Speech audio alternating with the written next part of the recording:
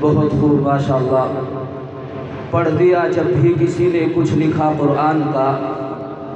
پڑھ دیا جب بھی کسی نے کچھ لکھا قرآن کا، گر پڑا تحت الثری میں قافلہ شیطان کا۔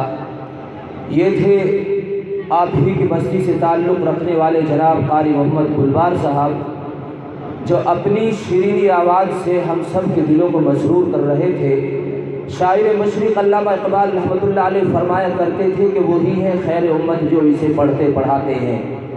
وہی ہے خیر امت جو اسے پڑھتے پڑھاتے ہیں، تلاوت ہی پہ قرآن کی لاکھوں اجر پاتے ہیں۔ بہرحال میرے عزیزوں،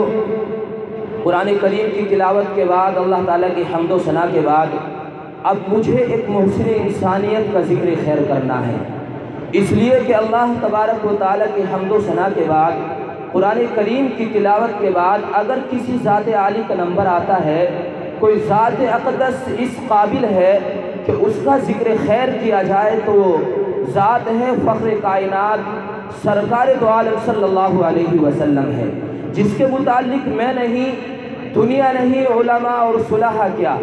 بلکہ خود اللہ تبارک و تعالیٰ کا خداوند قدوس کا دستور رہا ہے کہ جب بھی اللہ تبارک و تعالیٰ اپنی وحدانیت کا تذکرہ کرتے ہیں تو اپنے حبیب صلی اللہ علیہ وسلم کی رسالت کا بھی تذکرہ کرتے ہیں، جب بھی اللہ رب العزت اپنی شہادت کا تذکرہ کرتے ہیں تو اپنے حبیب صلی اللہ علیہ وسلم کی صداقت کا بھی تذکرہ کرتے ہیں۔ محدثین و مفسرین کے طرز کو دیکھیے، کلمہ طیبہ کو دیکھیے، اذان و اقامت کو دیکھیے، اور حضرات اکابر علماء کرام کے طرز تکلم کو دیکھیے، سبھی حضرات اللہ رب العزت کی تعریف کے بعد اسی آقا کی مدح سرائی میں رتب اللسان ہوتے ہیں، جس کی مدح سرائی کرتے ہوئے دربار رسالت کے مشہور و معروف شاعر حضرت حسان بن ثابت رضی اللہ تعالیٰ یوں کہتے ہیں کہ نہیں دیکھا میری آنکھوں نے تجھ جیسا ہنسی کوئی،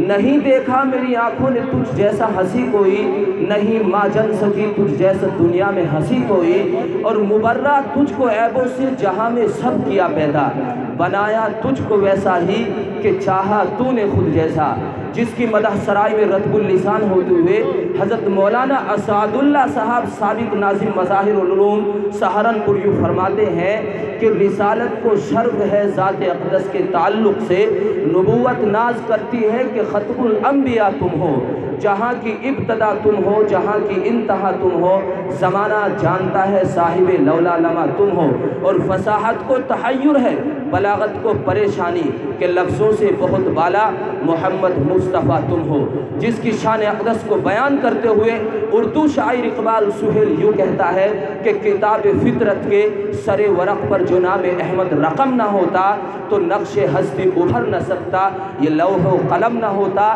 زمین نہ ہوتی، فلک نہ ہوتا، عرب نہ ہوتا، عجم نہ ہوتا، یہ محفل کن فقہ نہ ہوتی اگر وہ شاہ امم نہ ہوتا۔ تو آئیے بلا کسی تاخیر و تمہید کے اسی آقا کملی والے محمد مصطفیٰ صلی اللہ علیہ وسلم کی شان اقدس میں نذرانے عقیدت و محبت گنگنانے کے لیے ایک ایسے شاعر کی خدمت اقدس میں چلتے ہیں اور اس کی تعریف بیان کرتے ہیں، اور جو پتھر کھا کر بھی دعائیں دینے والا ہے، جہاں جا کر جبرائیل علیہ السلام کے پاؤں بھی لڑکھڑا گئے ہیں، اس سے بھی آگے جانے والا، اور امام المرسلین خاتم النبیین حضرت محمد مصطفیٰ صلی اللہ علیہ وسلم کی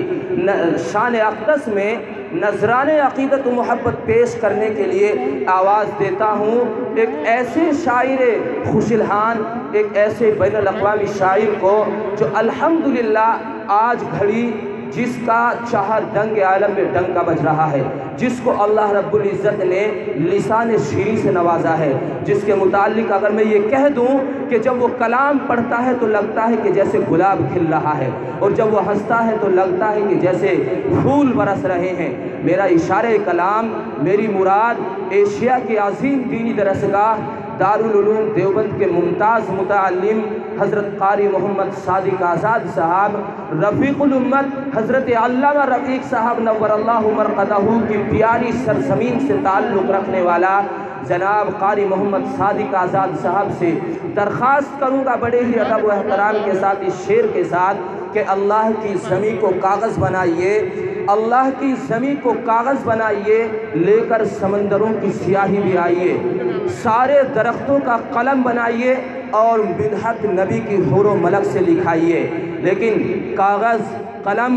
سیاہی جو کچھ تو لائے گا پھر بھی نبی کی مدحت لکھنے نہ پائے گا۔ حضرت تشریف لائیں اور بارگاہ رسالت میں آپ صلی اللہ علیہ وسلم میں نذران عقیدت و محبت پیش فرمائیں۔